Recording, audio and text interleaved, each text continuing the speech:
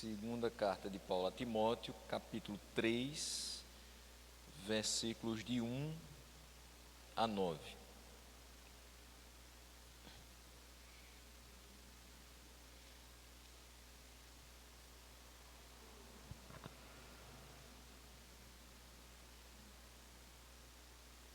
texto nos diz o seguinte: sabe, porém, isto: nos últimos dias sobrevirão tempos difíceis, pois os homens serão egoístas, avarentos, jactanciosos, arrogantes, blasfemadores, desobedientes aos pais, ingratos, irreverentes, desafeiçoados, implacáveis, caluniadores, sem domínio de si, cruéis, inimigos do bem, traidores, atrevidos, infatuados, mais amigos dos prazeres que amigos de Deus, tendo forma de piedade, negando-lhe, entretanto, o poder. Foge também destes, pois entre estes se encontram os que penetram sorrateiramente nas casas e conseguem cativar mulherinhas sobrecarregadas de pecados, conduzidas de várias paixões, que aprendem sempre e jamais podem chegar ao conhecimento da verdade. E do modo porque Janes e Jambres resistiram a Moisés, também estes resistem à verdade. São homens de todo corrompidos na mente, réprobos quanto à fé. Eles, todavia, não irão avante, porque a sua insensatez será a todos evidente, como também aconteceu com a daqueles. E nessa manhã a gente possa olhar para esses 9 versículos e queira Deus que nós não sejamos achados nessa primeira parte que fala sobre os males e a corrupção dos últimos dias, mas que a gente possa, diferentemente desses homens, ter a nossa mente renovada dia após dia pelo Senhor, para não sermos achados réprobos quanto à fé. Nesse texto, meus irmãos, Paulo vai advertir Timóteo sobre falsos mestres que vão surgir nos últimos dias. E aí, o que vai acontecer nesses últimos dias quando esses falsos mestres vão surgir e vão se infiltrar na vida da igreja? Eles vão encantar as pessoas, vão deixar essas pessoas admiradas. E elas vão dar mais ouvidos aos seus discursos do que a própria palavra de Deus. É interessante começar destacando que não existe tempo determinado para que a gente chegue à maturidade na fé. Tem pessoas que demoram a vida e ainda são meninos na fé. E existem pessoas que, com bem menos tempo, conseguem compreender realmente o que é a vida de um cristão, quais são as responsabilidades de um cristão, qual é a necessidade de que realmente nós mostremos uma mudança de vida para a sociedade onde a gente está inserido. E todas essas coisas. Mas existem pessoas que, por mais tempo que estejam na casa de Deus, ouvindo palavras, como Alexandre falava, quantas e quantas pregações você já escutou, quantas pessoas já passaram por esse púlpito e você tem escutado e você tem se alimentado, mas de vez em quando um desses, entre aspas, maduros na fé pelo tempo, não mostra maturidade dentro do seu coração, nas suas convicções, e se encanta com falsos mestres, e se encanta com doutrinas falsas. E a expressão que normalmente a gente utiliza, que são ventos de doutrina, né, de fato levam essas pessoas. Esses ventos batem e vão levando essas pessoas para longe daquilo que realmente é o foco das suas vidas. E Paulo vai exortar Timóteo para que ele se desvie desses hereges, para que ele não se associe com esses, mas siga o exemplo de Paulo. E qual foi o exemplo que Paulo deixou para Timóteo? Não só para ele, mas nós até hoje refletimos no exemplo dele. Suportar essas adversidades, percebendo que qualquer pessoa que é chamada por Deus para viver piedosamente, essa sofrerá muitas aflições. Ela vai passar, inclusive, por essa aflição de estar fazendo um trabalho sério, de estar pregando a palavra, e outros falsos mestres estarem próximos de onde ele está, exercendo seu ministério, simplesmente para fazer com que as pessoas não deem mais ouvido à palavra de Deus, simplesmente para fazer com que as pessoas se desviem da verdade, simplesmente para desacreditar o ministério daquela pessoa. E é necessário lidar com todas essas questões. Timóteo nem era o primeiro e nem foi o último a enfrentar tudo isso durante o exercício do ministério.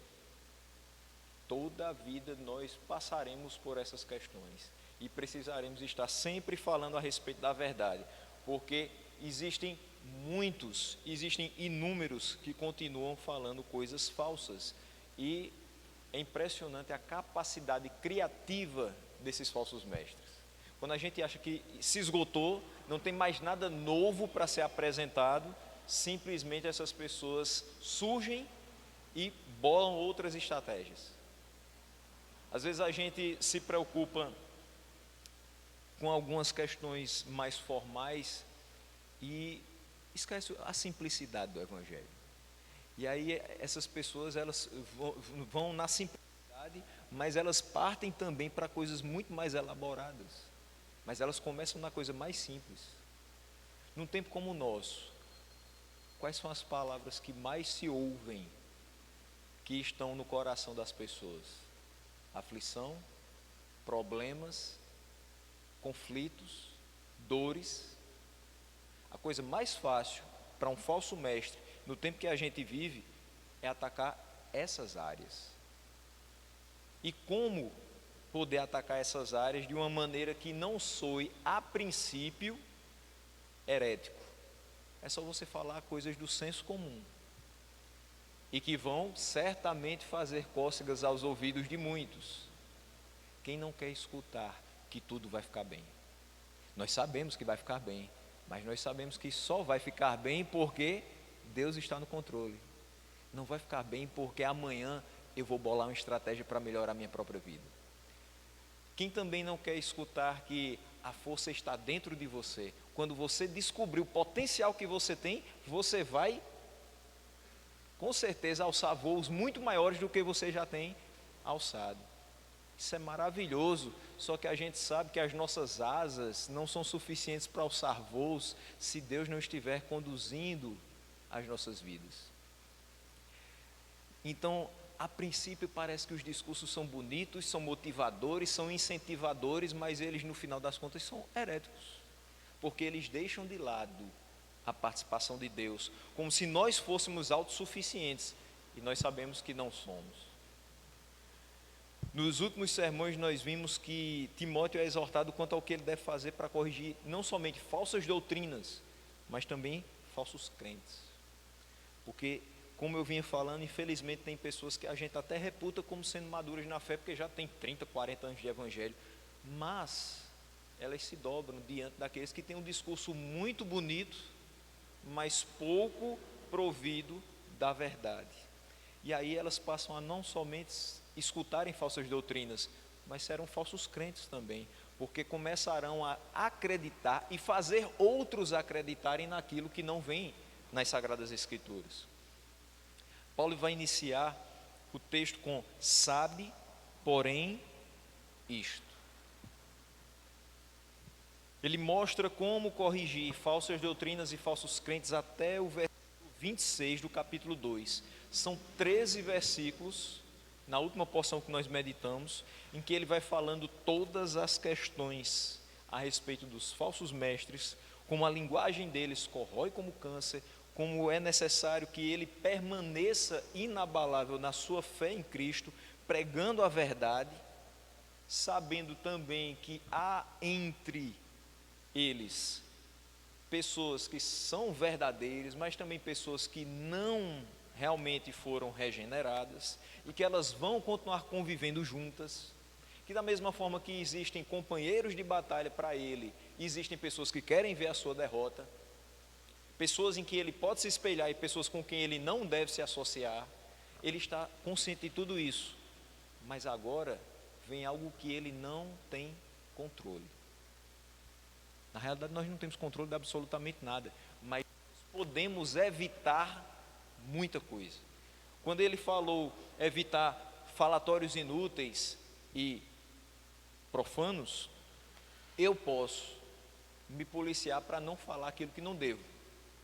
Posso. Eu tenho consciência daquilo que não devo falar, daquilo que não é edificante, daquilo que não é verdadeiro. Então, eu posso sim tomar a decisão de não tocar em assuntos que são inúteis e profanos. Eu posso observar a conduta de falsos mestres e me afastar deles. Mas aquilo que está dentro do coração das pessoas, eu não tenho controle sobre isso. Eu não tenho como evitar o contato com uma pessoa que eu não conheço e de repente ela mostra de determinada forma. É uma analogia um pouco pobre, mas que talvez faça a gente compreender. Você pode se relacionar durante 5 anos antes de se casar com a pessoa. E já é um tempo bastante longo. Mas você só a conhecerá no tempo da sua vida. Na realidade você nunca vai conhecer, é isso que eu estou querendo dizer. Quando você diz, eu acho que agora conheço, tem uma novidade. Quando você diz, eu acho que eu já sei todas as manias, todas as particularidades dela, tem algum campo ainda que não foi explorado. Tem alguma reação que ainda não veio. Na nossa comunicação com as pessoas, dentro da igreja, com aqueles que pregam, nós conhecemos muito pouco realmente das pessoas. Aquele que sobe no púlpito, você talvez veja, mas você não conhece.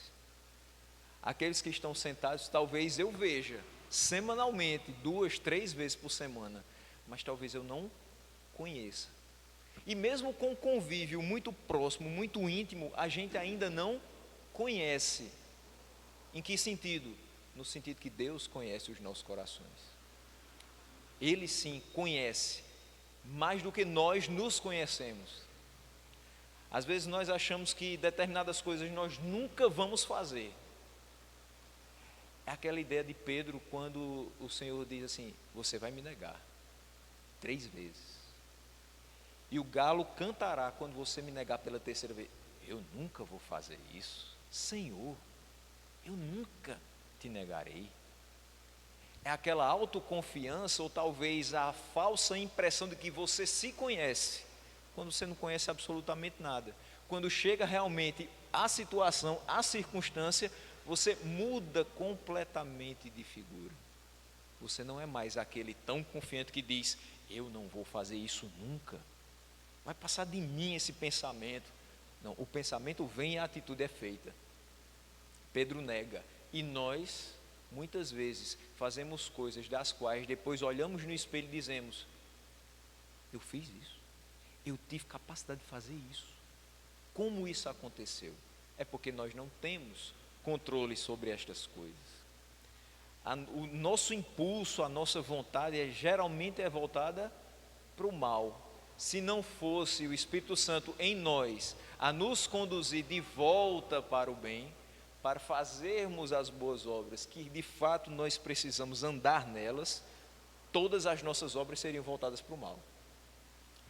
Há quem diga que o mal não é atraente. A palavra mal não é, mas aquilo que representa o mal, geralmente é muito atraente. Porque ele não vem com capa de maldade, ele não vem com capa de coisa errada. Vem muito bonito, vem muito atraente para que a gente vá até ele. Os nossos olhos são atraídos, a nossa vida inteira é atraída para isso, que a nossa natureza ainda é pecaminosa. Se não fosse o freio que nos é imposto pela presença do Espírito de Deus e a graça de Deus na nossa vida, nós não faríamos coisas diferentes.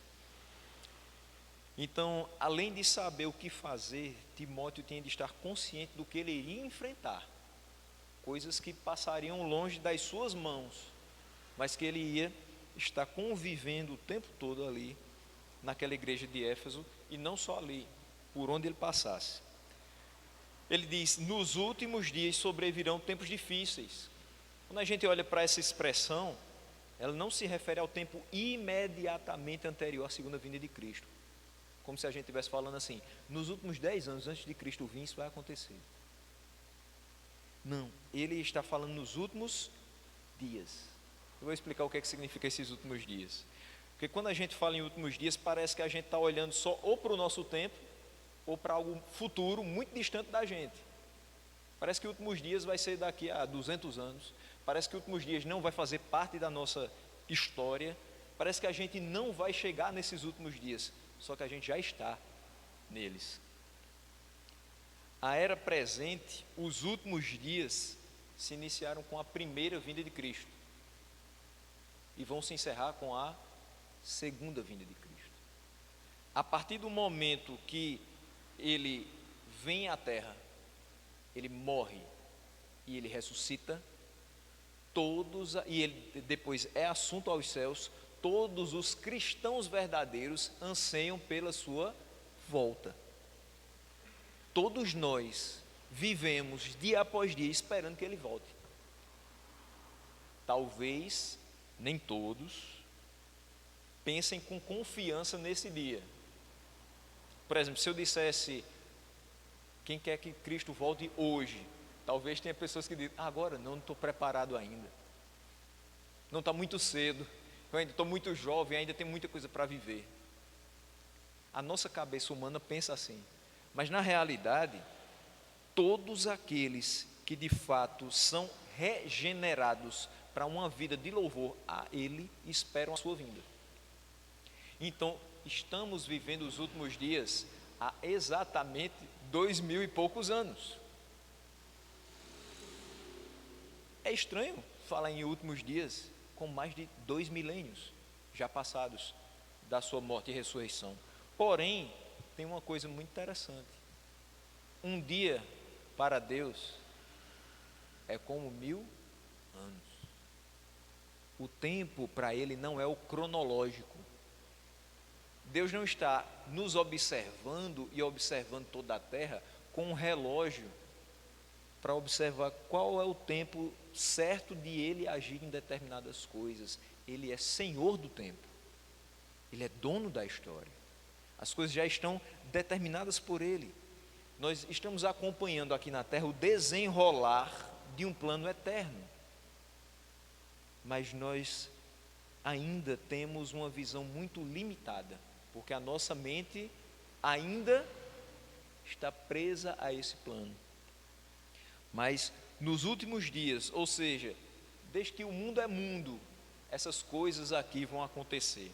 O que nós temos visto e ouvido ultimamente, por exemplo, nos últimos 10 anos, pode ser surpreendente, de modo negativo para muitas pessoas, mas para nós, que entendemos a palavra, e antes de nós, em tempos muito remotos, essas pessoas que vão ser apresentadas pelo apóstolo Paulo, já tinham seu espaço, elas já existiam.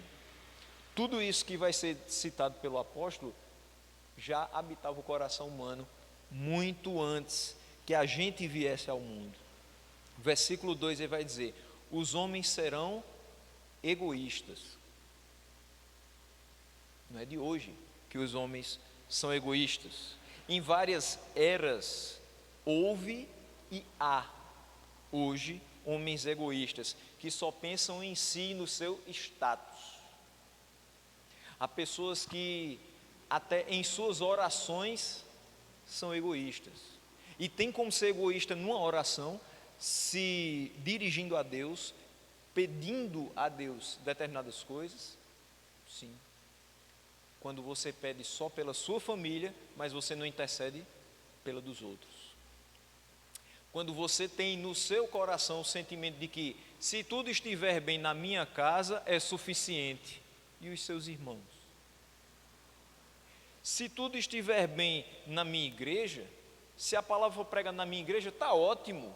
Eu só vou para ela mesmo. E as outras? Precisam de alimento. Precisam de pessoas que levem a sério a palavra. Precisam que a cada dia essa palavra tenha efeitos. Que pessoas se dobrem diante de Deus e possam ser regeneradas e possam ter nova vida e sejam nova criatura. Como é que a gente teria chegado até hoje como cristão se a gente nunca tivesse visto a conversão de alguém? será que a nossa fé estaria tão forte como hoje? A gente passa 30 anos dentro de uma igreja, a gente nunca viu uma pessoa dizendo: eu fui tocado pela palavra de Deus e eu sinto que eu sou uma pessoa diferente. Você nunca escutou o testemunho de alguém que disse: minha vida era exatamente assim, mas após Cristo me encontrar, tudo mudou. Essas coisas fazem com que a gente realmente pense: não estamos sós. Tudo não depende da nossa presença, mas depende da presença de Cristo. Eu não posso fazer minha oração pensando só na minha casa, só na minha vida, só na minha igreja, só onde eu estou inserido. Eu preciso pensar em todos. Eu não fui colocado para ser o único membro da família de Cristo. Eu sou um dos tantos. Pessoas que só pensam em si. A gente vai escutar muito nos próximos meses, algumas pessoas, já está escutando, mas vai escutar muito mais, pessoas dizendo assim: como saímos desse momento tão caótico? Saímos melhores? Saímos do mesmo jeito? Saímos piores? Se existem pessoas que só pensam em si e na opinião que os outros têm de si, ou seja, se elas são centradas em si mesmas, elas de fato saíram bem piores. Se a pessoa continuou com um sentimento egoísta, ela não aprendeu nada do momento em que todos precisaram dar as mãos e unidos pedirem a Cristo por misericórdia. A mensagem do tempo que a gente vive não é unidos venceremos, é unidos pediremos ao Pai por misericórdia. Existem pessoas avarentas nesses últimos dias. O único sentido da vida delas é acumular posses. O único sentido da vida delas é acumular qualquer coisa que as faça serem louvadas. Elas pouco refletem sobre o destino eterno de suas almas. E aí é muito fácil lembrar de uma pessoa muito emblemática quando se fala em avareza. Esse senhor chegou a ser o homem mais rico desse país. Ele chegou a ser o 8º homem mais rico do mundo. Hoje ele está vestindo laranja em um presídio federal. Porque ele pensava apenas em ser o mais rico do mundo. O objetivo de vida dele era ser o mais rico do mundo. Mas ele nunca pensou no destino eterno da alma dele. O destino temporário é a prisão. Mas o destino eterno também é uma prisão. Porque de lá ele não vai sair. Uma vez que a sua vida se encerra aqui, ele não terá de forma alguma outra chance para que ele reconheça tudo o que ele perdeu, para que ele reconheça tudo o que ele desvalorizou durante a sua passagem na terra. Avarento se preocupou com as posses, não se preocupou com a alma. Existem os jactanciosos, ou seja, orgulhosos. A gente tem escutado aqui nas exposições do pastor Jamerson a respeito do currículo de Paulo e como ele não se orgulhou desse currículo, mas ele se colocou nas mãos de Deus para fazer as mais diversas atividades missionárias, sabendo que era chegar numa cidade, pregar o evangelho na sinagoga e ser perseguido, e ser preso, e ser chicoteado, e mesmo assim ele continuava. Ele não ficava pensando: eu preciso ser recebido com honras em locais muito bem aparelhados, porque eu sou doutor da lei, porque eu sou estudado, porque eu sou um intelectual, porque eu sou como eles. Não. Mas existem aqueles que são orgulhosos, que acham que os seus currículos vão levar a algum lugar. Não existe local no mundo mais democrático do que o céu. e do que a igreja de Deus, se bem administrada e conduzida. Porque quando você entra por essas portas, você pode ser PhD e você pode não ter cursado nem a 3ª série primária. Você é igual ao seu irmão. Ninguém é melhor que ninguém por conta do currículo. Ninguém se senta em um local diferente do outro porque tem mais status. Então, por que o motivo do orgulho? O nosso currículo pode até nos levar a determinados lugares, profissionalmente falando, mas espiritualmente ele não significa nada. Ninguém vai subir mais rápido porque fez determinados cursos de aperfeiçoamento durante a vida. E ninguém vai ficar porque não teve acesso à educação. Essas pessoas que acham que os seus currículos vão levar para algum lugar desconhecem que a salvação é pelos méritos de Cristo, não pelos seus próprios méritos. É maravilhoso se você tiver a oportunidade de estudar, de se aprimorar, de ser uma pessoa conhecedora de muitas coisas, mas não coloque nisso as suas forças. Que a sua vida não dependa disso para ter sentido, porque o sentido da vida é outro, é servir a Deus, é fazer a vontade de Deus, é agradar a Deus e não a si mesmo.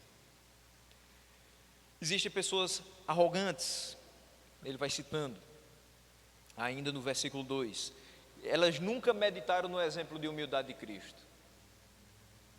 Toda arrogância vai embora quando você lê esse texto, Filipenses 2, 6 a 8. Subsistindo em forma de Deus, não julgou como usurpação ser igual a Deus, antes a si mesmo se esvaziou, assumindo a forma de servo, tornando-se em semelhança de homens, e reconhecido em figura humana, a si mesmo se humilhou, tornando-se obediente até a morte e morte de cruz.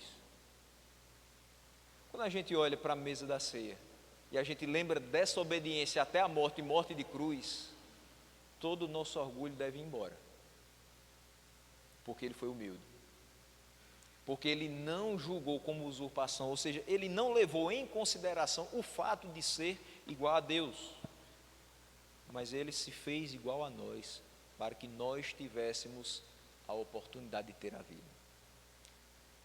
Existem os blasfemadores, pessoas que utilizam as suas bocas não para pronunciar palavras de bênção e salvação, mas só o que desagrada a Deus, até porque é só isso que elas têm no coração. A gente percebe pela palavra que a boca fala do que o coração está cheio. E muitas pessoas, quando escutam palavras grosseiras de outros, ou quando escutam algumas colocações sendo feitas direcionadas ao povo de Deus, dizem, as pessoas só podem dar aquilo que elas têm. Isso é uma grande verdade. Se você tem a palavra de Deus no seu coração, você tem condição de falar coisas benéficas, abençoadoras para outras pessoas. Mas se você não tem, só o que vai ter no seu coração é aquilo que vai desagradar a Deus. E desagradando a Deus, certamente vai também nos desagradar. Sabe aquela pessoa que você diz, bom dia, está tudo bem? Se for um servo de Deus, vai dizer, tudo bem, graças a Deus. Pode nem estar tão bem assim, mas ela vai dizer, está tudo bem, graças a Deus, estou vivo, tenho ar para respirar, tenho comida dentro de casa, estou vestido, tenho trabalho para me sustentar, está tudo bem. E tem pessoas que têm tanto, mas não têm no coração a Deus, elas não vão ter absolutamente nada, mesmo bem abastadas, independente do tempo que vivemos, elas vão dizer, tá bom não, nada está prestando. E aquilo dali vai contaminando várias outras. O seu dia vai ser maravilhoso se você encontrar pela frente pessoas que sabem agradecer e que reconhecem que Deus toma conta de todas as coisas, por isso nós estamos em paz. Mas o seu dia vai começar a se tornar mais pesado e mais difícil de terminar. Vai ser uma eternidade, aquelas 24 horas, se você estiver ao lado de pessoas que murmuram o tempo todo, que reclamam da vida o tempo todo, que não tem um motivo de gratidão a Deus. Existem aqueles que são desobedientes aos pais. Infelizmente a gente vê isso todo dia. Todo dia. Saia de casa e você vai ver pessoas desobedientes aos pais. Ah, mas é porque ainda é pequenininho, ainda não chegou na idade da razão. Não, tem muita pessoa já com cabelo branco ainda desobediente a pai e mãe. E ontem eu recebia um grande amigo em casa e nós conversávamos a respeito justamente disso. Dá muito errado quando a gente não escuta o conselho de pai e mãe. E eu lembrava de uma pessoa conhecida nossa que faleceu porque não escutou o conselho da mãe. Pensou que era uma preocupação boba. E aí fez aquilo que ela advertiu que não fizesse. E não durou muito para a sua vida acabar. É assim que acontece com os desobedientes aos pais. Eles não respeitam a autoridade dentro de casa. Timóteo, observando os desobedientes aos pais da sua época, e nós hoje observando os desobedientes aos pais da nossa época, percebemos o seguinte: se essas pessoas não respeitam a autoridade dentro de casa, vão respeitar em qualquer lugar? Não. Não vão respeitar o chefe da sua repartição, não vão respeitar o pastor de sua igreja, não vão respeitar qualquer pessoa que esteja acima delas, muito menos a que está acima de todas. Existem aqueles que são ingratos, que não reconhecem que nada nós construímos sozinhos. Se a gente bem observasse a trajetória da nossa vida, a gente nunca falava na primeira pessoa do singular. Eu fiz, eu construí, eu conquistei, eu. Sempre vai existir uma pessoa que Deus coloca junto a você para que ela lhe auxilie na caminhada. Paulo fala várias vezes dos seus fiéis companheiros de batalha, dos fiéis colaboradores. E se não fossem esses colaboradores, a gente chegava nem na metade do caminho que a gente se propôs a trilhar. Se você tem um alto grau acadêmico, isso se deve muito, não ao seu esforço. O seu esforço é parte disso, mas ao esforço de vários outros que transmitiram para você aquele conhecimento. Se você tem uma segurança muito forte espiritualmente, isso se deve sim em parte a você observar as disciplinas espirituais, a você ter a sua devocional, a você orar, a você ler a Bíblia, mas isso também se deve muito àqueles que lhe conduziram na fé, aqueles que pregaram para você, aqueles que gastaram tempo para o seu discipulado, aqueles que caminharam junto com você quando você teve dúvidas quanto à sua própria fé. Nós nada fazemos sozinhos, nós somos dependentes primeiramente de Deus e somos dependentes também uns dos outros. A gente está passando por um momento que já está saindo, né? Quando a gente vai para alguns locais, parece que tudo já acabou. Mas ainda é um momento de distanciamento, de isolamento. E como a gente às vezes ficou tão incomodado com esse isolamento, porque a gente precisa um do outro. Você sentiu saudade dos amigos que não pôde visitar e que não puderam ir à sua casa? Você sentiu falta de visitar com mais frequência a sua família? Você sentiu saudade de fazer determinadas atividades que você tinha por corriqueiras? Todos os dias você fazia aquilo, mas foi impedido de fazer. E aí você foi percebendo a dependência que você tem do externo. Que você fechado na sua bolha, nas suas quatro paredes, você não vive da mesma forma que quando em contato com as pessoas. Que isso seja uma lição para a gente, e que a gente possa não ser mais ingrato, mas agradecer a cada pessoa que deu uma mínima contribuição para a nossa vida. Existem aqueles que são irreverentes, e ser irreverente não é só aquele que não respeita a liturgia de determinadas cerimônias, mas é também aquele que não tem uma postura na condução da sua vida. Porque existem pessoas que podem até chegar numa igreja e se comportar maravilhosamente bem, caladas do começo ao fim do culto, não atrapalharam, não falaram nada demais, não fizeram nenhum escândalo, mas dentro das suas casas são irreverentes, mas nos seus trabalhos são irreverentes, no meio da rua são irreverentes. Irreverência é a falta de postura, de educação, de estilo de vida. Existem muitos que são assim. Existem aqueles que também são desafeiçoados, não só naquela época, mas também agora. Pessoas que não demonstram a mínima consideração para com o seu semelhante. Tanto faz ter uma pessoa como uma parede. Elas não têm afeto, elas não observam aquela pessoa com compaixão, elas não têm nenhuma atitude de compaixão com as pessoas que estão sofrendo, e muito menos se elas não forem da sua própria família. Esses desafeiçoados talvez ainda tenham um resquício se for próximo, mas se for distante, eles não se preocupam com absolutamente nada. Existem aqueles que são implacáveis, e essa expressão mostra que eles agem sem misericórdia para com os demais.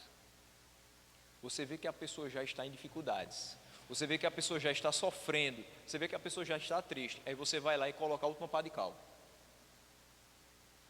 Você vê pessoas que erraram, mas estão tentando se levantar, aí você vai lá e empurra para baixo. A pessoa está começando a chegar na superfície, aí você vai lá e submerge ela de novo. Implacáveis, que não procuram exercer a misericórdia para com os outros. Caluniadores, inventam os factoides, mentiras mesmo, contra aqueles que não são do seu agrado. Não fui com a cara dessa pessoa, ela parece que é assim. Você nem sabe, você nem conhece, você nem conviveu, mas você já determinou que ela é daquela maneira. As pessoas que conhecem sabem que não são, mas você continuou propagando isso, porque ela não foi do seu agrado. Você arruína reputações por conta de mentiras. Determinada pessoa fez isso, provou-se, porque se provar, ela deve retratação. Se não provar, você arruinou a reputação dela por nada, por mentiras, por calúnias. Então quem deve retratação é você. Existem esses caluniadores. E a calúnia não precisa ser de algo muito grande, não. Não precisa ser alguém dizer que você roubou e você não roubou, e aí se tornou uma calúnia. Não, pode ser uma coisa muito simples, do dia a dia mesmo.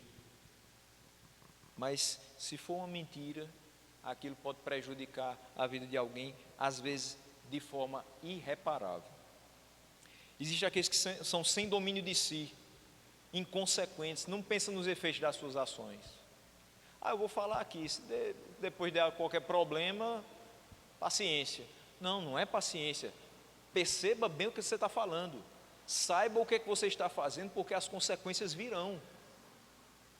Tenha domínio da sua própria língua, tenha domínio do seu próprio pensamento, porque as coisas não são sem consequência. Tem efeito tudo que a gente diz, tudo que a gente pensa, tudo que a gente faz. Mas existem aqueles que são totalmente inconsequentes. Vivem como se não existisse amanhã, como se as pessoas não tivessem sentimentos. Cruéis, movidos por ira. Pessoas que, infelizmente, não sabem o significado da palavra amor. O coração só tem raiva. E aí, parece algo muito sem importância, mas revela muito do caráter de uma pessoa. Você ganha um presente, ou você vence um concurso. Passei no concurso público, estudei, pedi a Deus que iluminasse a minha mente e pudesse me dar condições de passar. Existem pessoas que, qual a reação delas? Eu vou oferecer um culto de ação de graças a Deus, vou me alegrar com os meus irmãos, Tem gente que já não, pega aquele jornal ou imprime da internet a listagem e sai dizendo assim: agora eu vou esfregar na cara daquela pessoa que disse que eu não ia passar. Olha aqui, ó, movida pela ira, cruel, que até a alegria para ela se torna raiva, que até o momento de prazer se torna em algo de desagravo em relação aos outros. Por quê? Porque não tem Deus no coração, porque não reconhece Ele nos seus caminhos. Inimigos do bem, não seguem as escrituras como regra de fé e prática, automaticamente vão ser escravizados pelo mal, nunca vão ter a libertação das suas vidas em relação à natureza pecaminosa. Traidores, a gente já está aqui começando no versículo 4, traidores. Acho que são poucas coisas na vida que doem mais do que uma traição. E aqui Paulo não está falando simplesmente de Timóteo, vai ter muita gente na igreja de Éfeso que vai ter infidelidade conjugal. Não, traição é bem mais profundo do que isso. Se eu conto uma coisa para você e eu não conto para mais ninguém, eu não preciso pedir para você guardar segredo, é porque mais ninguém interessa saber sobre aquela coisa. Porque se eu quisesse que a pessoa soubesse, eu ia lá e contava. Mas você vai lá e conta. Você fez por trás, sem eu ver, sem eu tomar conhecimento. Você traiu minha confiança. Será possível que a gente, enquanto servo do Senhor, não vai poder compartilhar mais nada que vai sair?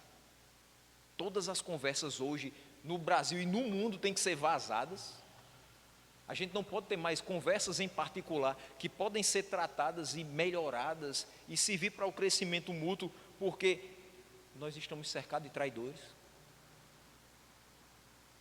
Perceba que traição é além do que você convive com outra pessoa e aquela pessoa decide estar com outra ao mesmo tempo que está com você. Quando você escuta alguém deixando de pregar a palavra de Deus para falar sobre fábulas profanas, você também está sendo traído. Você deposita a confiança em alguém que te alimenta, mas aquela pessoa deixa a veracidade do Evangelho para falar aquilo que não tem a mínima relevância. Eu me sinto traído. Traidores são pessoas em quem nós não podemos jamais depositar confiança, a não ser que eles realmente sejam iluminados pelo Evangelho e mudem de vida. Atrevidos, que acham que podem tudo e nada os irá deter. Eu refletia já nesse texto e escutava terça-feira aqui o irmão Hertz falando: nada deterá o Evangelho, ninguém segura o Evangelho. Existem pessoas que acham que são o Evangelho, ninguém me segura, ninguém vai me deter, eu posso fazer tudo, eu quero, eu posso, eu consigo. Não. Sabe uma coisa que lhe segura? A vontade de Deus. Eu quero, mas Deus não quer. Eu posso, mas Deus não vai deixar. Eu consigo, Deus não permitirá que o seu nome seja manchado por conta das coisas que você deseja ou que eu desejo. Mesmo com nosso atrevimento, a gente sofre, mas Ele não vai deixar de ser quem Ele é. Infatuados, grosseiros, de difícil relacionamento. Você não consegue ter uma conversa. Você não consegue ter um relacionamento com pessoas assim.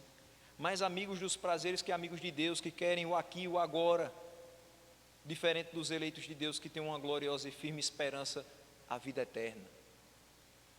Tendo forma de piedade, negando-lhe entretanto o poder. Pessoas que entendem que pela aparência podem transmitir algo que só é possível àqueles que foram trabalhados, mudados interiormente. Essa expressão é muito forte. Eu reluto muito em utilizá-la.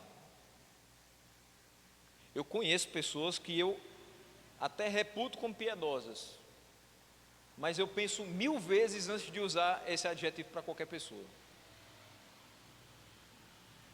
Porque eu sei a dificuldade que é viver uma vida de piedade num mundo caótico como esse. cheio de tentações e cheio de problemas, em que a gente é movido para pensar em determinadas coisas que não vão nos levar a manter-nos em santidade.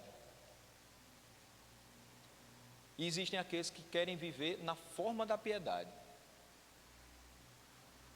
mas eles não são de fato aquilo que aparentam ser. O que eu quero dizer com isso? Não adianta você subir por aqueles degraus, todo encolhidinho, como se você fosse o mais coitadinho do universo, e dizer: meus irmãos, eu não sei nem o que eu vou pregar, porque a palavra de Deus é tão grande, eu me sinto tão pequeno, e vai se diminuindo, com uma forma de piedade. Mas na sua vida você acha que você é o cara, você acha que você faz tudo melhor do que os outros, mas você tem uma forma de piedade. Você anda com os ombros decaídos, você fala baixo, você trata as pessoas de uma forma, a pessoa praticamente não escuta a sua voz. Aí você acha que isso é ser piedoso, humilde? Não. De fato, ser piedoso e humilde é você ser dentro de casa e na igreja a mesma pessoa, na rua a mesma pessoa, e que essa pessoa seja aquela que faz a vontade de Deus, e que você tenha postura de crente. Aqui ele fala de pessoas que têm a casca de piedade, mas o íntimo é totalmente comprometido, totalmente defeituoso, precisa de reparo. Em toda a história nós vimos pessoas como essas, e nós sabemos elencar vários exemplos, nós podemos citar inúmeros nomes, os mais conhecidos de cada categoria, das que ele citou, do versículo 2 até o versículo 5. Não há surpresa em nós lermos esse texto em 2020 e perceber que o nosso contexto é o mesmo. Da mesma forma que Paulo e Timóteo já viviam os últimos dias, nós também os vivemos. E com tudo o que esses últimos dias trazem consigo, a instrução para Timóteo permanece a mesma para nós. Final do versículo 5. Foge também destes. E aí eu diria, se nós nos encontrarmos em qualquer uma dessas situações, fujamos para Cristo, para que Ele nos transforme, para que a gente deixe de ser qualquer uma dessas coisas. Versículos 6 e 7. Pois entre estes se encontram os que penetram sorrateiramente nas casas e conseguem cativar mulherinhas sobrecarregadas de pecados, conduzidas de várias paixões, que aprendem sempre e jamais podem chegar ao conhecimento da verdade. Essas pessoas visitavam as residências e tentavam especialmente impor-se às mulheres. Em todas as suas cartas, Paulo vai apresentar muitos exemplos de mulheres fortes na fé. Ele não vai sonegar essa informação da gente. Ele mostra vários exemplos. Mas, inclusive, a própria mãe e a própria avó de Timóteo. Porém, ele aponta que existem aquelas que tendem a se desviar com facilidade. E os falsos mestres visavam principalmente a elas. Veja o comentário de Jeffrey Wilson a respeito disso.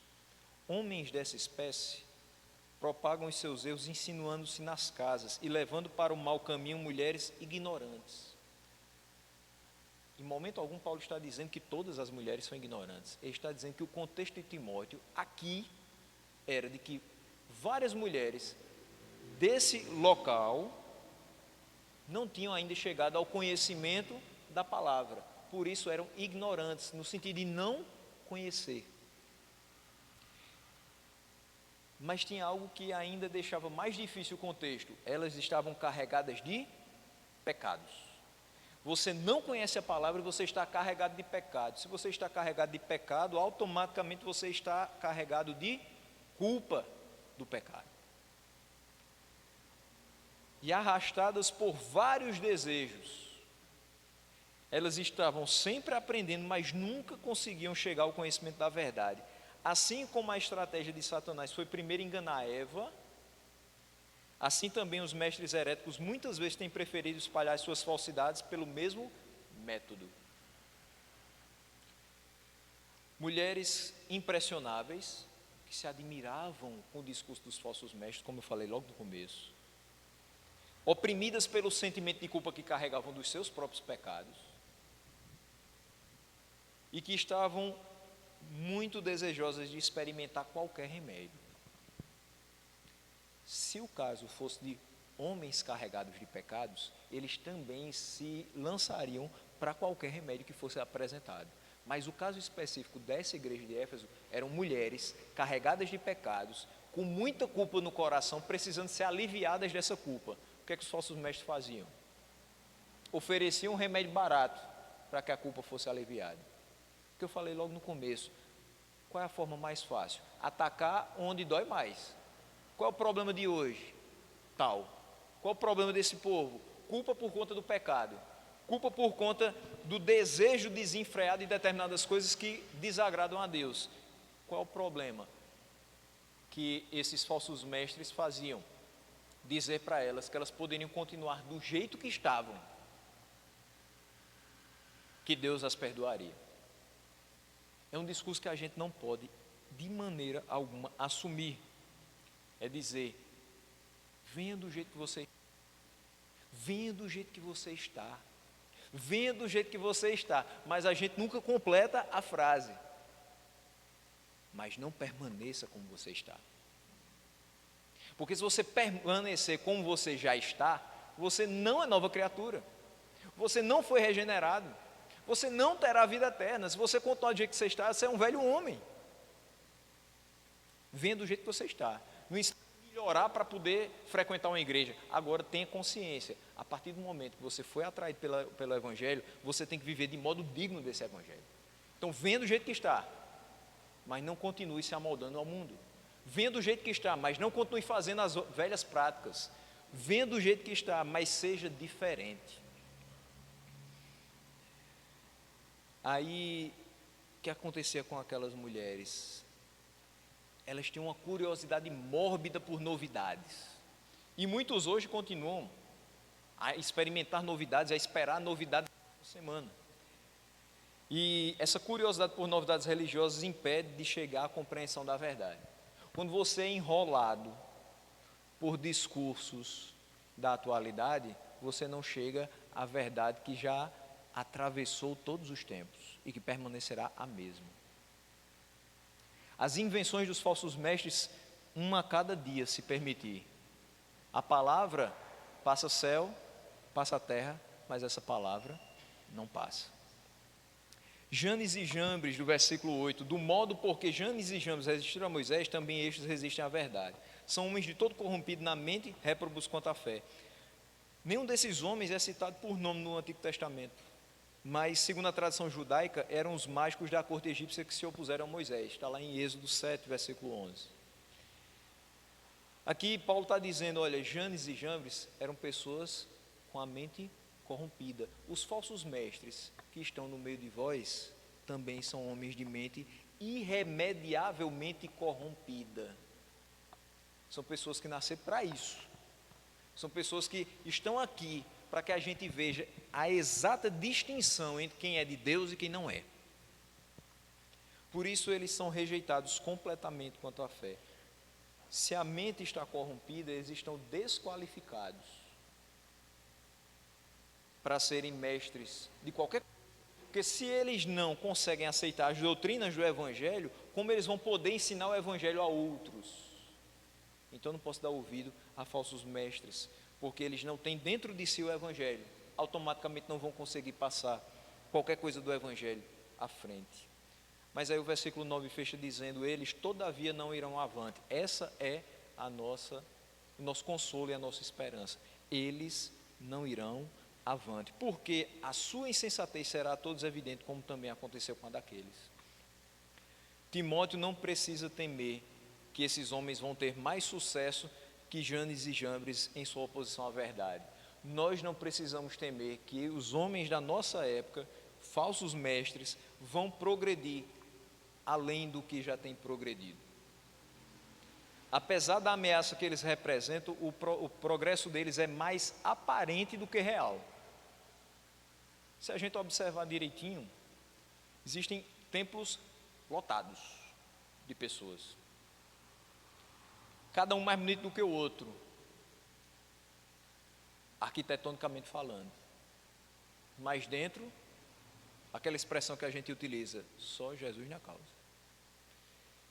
E aí você fica vendo pessoas que frequentam esses templos de falsos mestres e promovem uma alta rotatividade. Quem está na segunda já não está na terça, quem está na terça já não está na quarta, quem está na quarta já não está na quinta, o público do domingo de manhã já não é o mesmo do domingo de noite. Eles têm 5, 6 cultos durante o dia, públicos diferentes. É praticamente um drive-thru da fé. Você entra, pega, sai e não fica nada, não entra nada e não muda absolutamente nada. Quando a gente percebe esse tipo de coisa, dá para entender que, por menos que a gente tenha em relação a eles, o progresso de uma igreja séria é real, porque é promovido por Deus. E o progresso de um local desse, administrado por um falso mestre, é só aparente. Tem muita gente, isso não quer dizer nada. Fatura muito, não quer dizer nada. Mas realiza uns eventos maravilhosos, cheios de pessoas, em locais grandes da cidade, tem muita visibilidade, tem 5, 6 programas de televisão, tem não sei quantas redes de rádio. Não interessa. Prega a palavra? Não. Rejeito. Qual o progresso que nós temos? Pregar a palavra e ver vidas sendo transformadas. Esse é o progresso real. Esse é o sucesso da igreja de Deus. Ser bem-sucedido é ver a palavra de Deus trazendo os seus efeitos às nossas vidas. E não ter tudo que o mundo quer oferecer. Essas pessoas, infelizmente, agem como se nunca fossem vistas pelos demais. Só que as suas pretensões serão trazidas à luz. Nós sabemos quem elas são de fato, o que elas querem de fato. E aqueles que têm a luz do Evangelho não vão se embaraçar com os seus discursos, não vão se desviar para essas novidades religiosas, mas eles vão continuar uma caminhada segura de fé e devoção ao que é Rei dos Reis e é Senhor dos Senhores. Se nós aprendemos a palavra de Deus, se nós confiamos em Deus, se nós continuamos apenas a nossa caminhada baseada no que está escrito nas Escrituras, nós não vamos dar ouvidos aos falsos mestres, mas vamos continuar uma caminhada segura, uma caminhada firme. E dias como o dia de hoje serão cada dia mais gratificantes, em saber que nós estamos lembrando, não que um falso mestre nos convidou para ir ao templo abarrotado dele, mas que aquele que detém a vida nas próprias mãos nos atraiu para que estivéssemos à mesa com ele, lembrando o que ele fez e nos lembrando também o que ele ainda é capaz de fazer. Nessa esperança de vida eterna, de uma caminhada esperançosa com Cristo, que a gente pode vir o vento que for, estamos firmes na rocha. Pode vir a palavra diferente que for, não está aqui, nós não sabemos. O coração só tem espaço para a palavra de Deus e para aquilo que é verdadeiro e eterno.